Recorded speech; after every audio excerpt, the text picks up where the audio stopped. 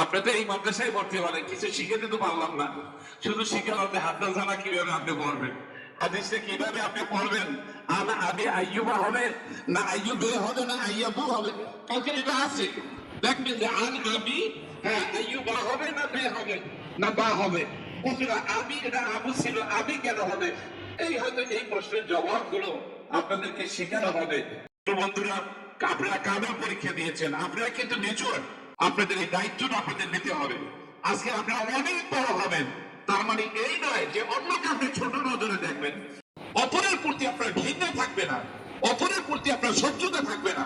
অপরকে উপকার করার জন্য দিন রাত 24 ঘন্টা বুখারী শরীফের কিতাব আপনি খুঁজবেন না যে একে কিভাবে উপকার করা যায়। বুখারী শরীফের কত নম্বর, কত ছাপায়, কত নম্বর হাদিস আছে, কোরআনের কোন আয়াতটা আছে একে ঘায়ল করার জন্য। এই নেশারাবাদ থেকে এই শিক্ষাটা দেয় না, বরং এই নেশারাবাদ থেকে শিক্ষা দেয়